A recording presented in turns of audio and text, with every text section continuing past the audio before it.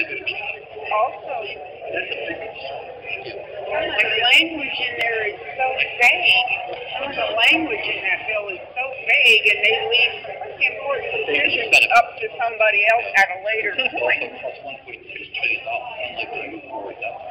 There was also an EPA report that was out 2 weeks before the vote on the energy bill that was squashed because it didn't fit in line with the way.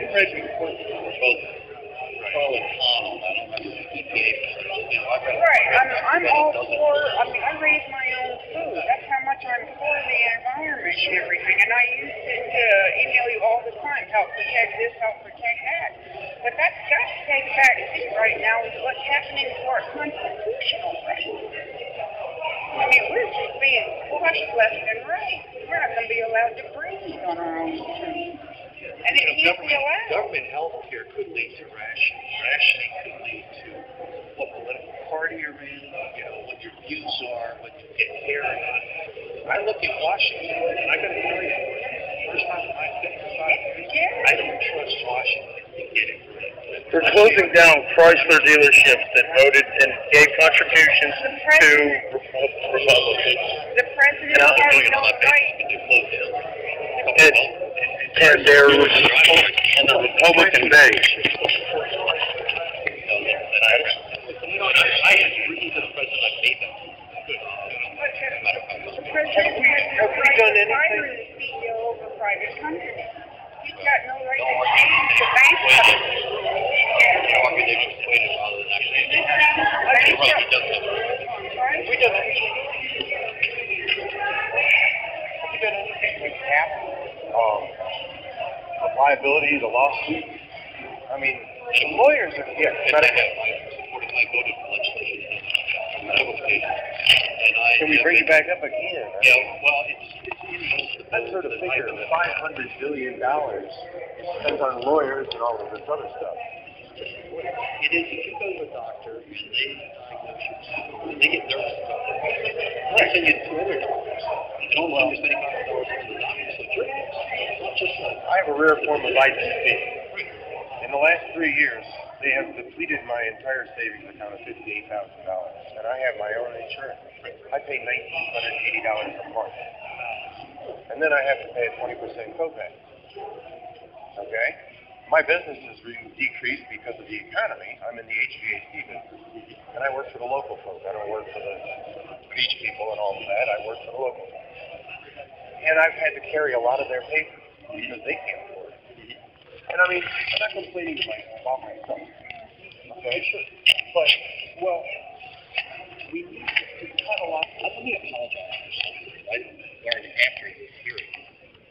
Somebody up there in the thing showed me an email about the ACORN business. Apparently,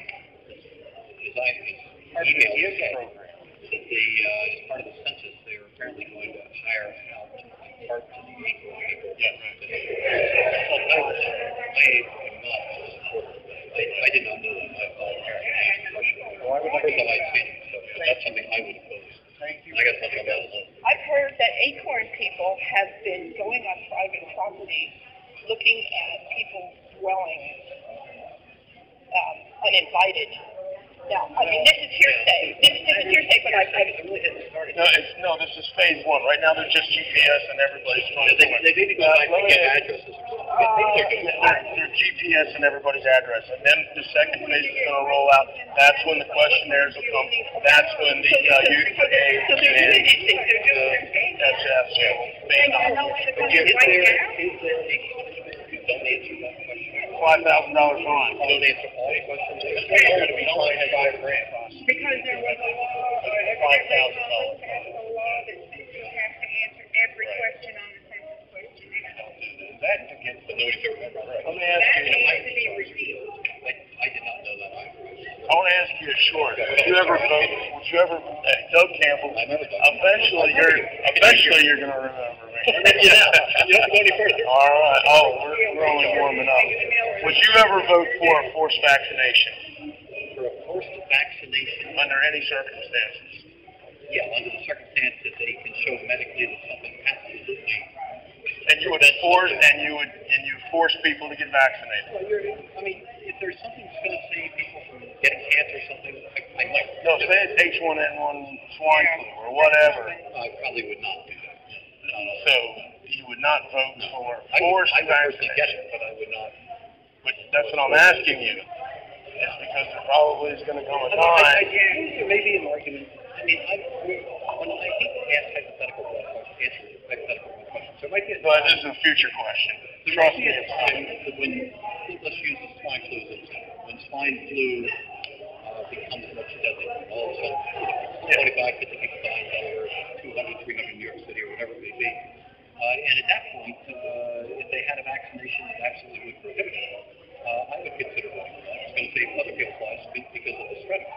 So you're going to forcibly vaccinate me. Not necessarily. But in that circumstance where I'm saving their lives, You're going to forcibly vaccinate me. I might, in that circumstance, it's very hypothetical. See. Well, that's a violation.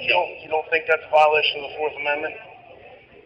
No, I do not necessarily think it's a violation of any form of constitution or statute in that situation.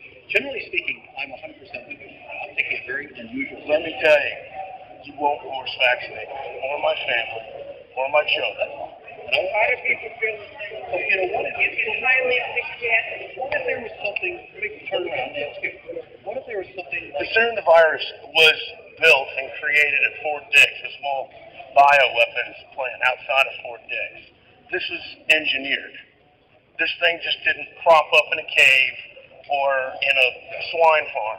This thing was engineered. You're talking about the vaccination? The virus. Right. This thing was engineered. Do you agree with that? No, How do you... I don't agree or disagree. I have no knowledge. Baxter International, one of the big vaccine companies out of Chicago, has been caught sending AIDS-infected vaccines to Africa.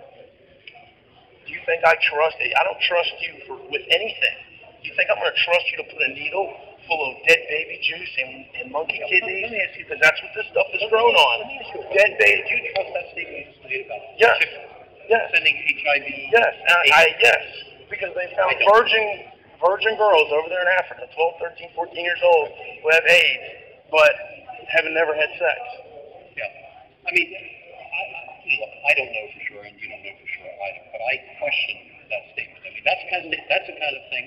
When a man is out of business overnight. When a man like Ted Turner talks about population control, and then goes and funds these vaccine programs over in Africa, it kind of makes you want to start asking more questions. I'm talking about the eugenics movement. It's not left to the United States. Hitler stole it from us. You're putting two things together that may or may not be accurate. Again, I don't know the answer to that. I mean, you got more horn. You tend to believe all these things, and I'm a little more skeptic. I just simply don't know. I'm not saying you're wrong. I think it's healthy to at least investigate it and realize that there's a pretty good possibility that this stuff may be true. You're a skeptic. Why aren't you a little more skeptic about this farce called global warming? Why am I not more skeptic? Because I've studied it. And you, well, because I've looked at what the United Nations report put out, and they admitted they lied. And I know of plenty of scientists. You're right. There are a lot of scientists on both sides of this issue. Well, no, see, now, science, I am a scientist, is not consensus. Science is fact. Yeah, right. It is or it isn't. And there's a lot of things that are theories. Einstein's relativity is still a